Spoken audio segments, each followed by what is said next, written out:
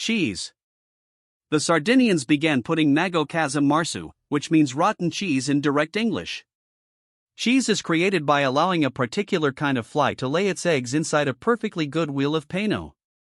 The young flies then work to partially digest the cheese, making it goopy, wet, and possibly even tasty. Now, cheese as a concept is already dubious. It's just clotted milk that you fill with mold and bacteria and let sit for a while, but cheese is delicious and safe, so I would lower my guard around casum marsu.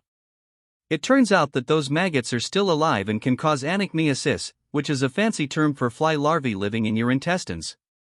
The symptoms are similar to food poisoning except with the added psychic pain of knowing that again your bowels are full of squiggly new friends. This is why casum marsu was banned in the EU and elsewhere, but a wild and substantial black market still exists.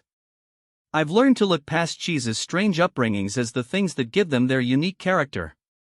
The illicit casum marsu trade was estimated to be worth €2 to €3 million annually in 2019. Personally, I would handle it more prohibition style, meaning that even though it's customary to leave the larvae alive, I would absolutely not put these fly eggs on this sumptuous wheel of pano. Surprisingly, some consumers prefer their cheese and maggots dead. In this scenario, the cheese is placed in a sealed bag, and when the maggots run out of oxygen, they ride around and fling themselves everywhere. The contents of the bag sound like popcorn when the sound stops. Shark fin soup. Most of us have already heard about shark fin soup, mostly in relation to its impact on shark populations and the wastefulness involved in making it. Up until recently, I never really gave the dish's composition any thought, supposing that the shark's fins are the only parts worth consuming. Turns out, though, that the shark isn't all that different from swordfish, so I got it backwards. Shark fins aren't even meat. Instead, they're almost entirely composed of cartilage and collagen. Because of this, they should only be eaten as part of a soup because, on its own, they have no flavor or nutritional value. The only thing that saves them is the unique texture that comes from the collagen growing in structures called ceratria. The texture is described as being somewhere between chewy and crunchy, which is how I find most things to be. Other Wikipedia descriptions include snappy, gelatinous, and sene. I'm not sure what it feels like to eat this substance exactly, but one unintentional consequence of all this research is that I now really want to try it like it's a big trade. It must be me who is in error. Although fake shark fin soup is available, I've already determined that it's not nearly as good. As a result, I've come up with a solution to this controversy in which every person on Earth receives just one bite, say 10 bites to a fin, or 4 fins to a shark.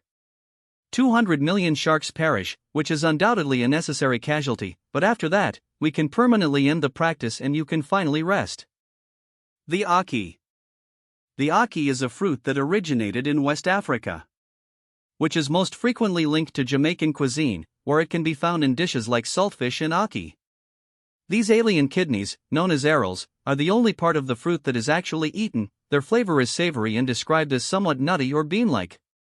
What makes ackee controversial, though, is the potential consequences of improper preparation. If the arrows are left to ripen completely, they are safe, but if you eat them too soon or don't thoroughly remove all non-arrow material, they can induce Jamaican vomiting sickness. Although the name of this disease sounds fictitious and suggests it should be placed alongside Eastern sweats, tangerine, and bone grindings, it is an official term. Its symptoms are as described, with the possibility of death. Although ackee-based products are strictly regulated in the US and raw fruit cannot be imported, the disease itself does not. Bird's nest soup. The next dish is called bird's nest soup, which I've only heard of vaguely for years. For years, I just assumed the name was a playful metaphor like ants on a log or on a shingle, but it turns out that this dish contains an actual bird nest, not a pile of twigs like I was picturing. Instead, it contains a specific type of nest made by only certain species of swiftlets. If you're American and want to try it, your options are fully cooked canned AIE or traveling to Florida, where a few people grow it domestically, which are a group of proteins that, among other things, help to thicken all those wonderful secretions our bodies produce. A swiftlet, for example, finds a nice wall and begins to lay out fat strings of slobber, which eventually dry, giving her a nice place to roost, but only until some gourmand says, "Today I crave bird spit, you can keep the eggs though." They then reconstitute the saliva back into its original gelatinous texture. Sadly, these nests are prohibited from entering the United States. Ortolan. Now, it's time to talk about the ortolan. Like many other animals, ortolans are birds that have a long history of being eaten by the French. However, what makes the ortolan different from a typical squab or pheasant is the unusual way in which it is prepared and eaten. Typically, it is caught using nets and kept in the dark, which makes it seem as though they overeat. The bird is killed without stones after it reaches almost double its fat level. It is then placed alive into a sealed container of brandy and allowed to marinade. In the process, the bird drowns.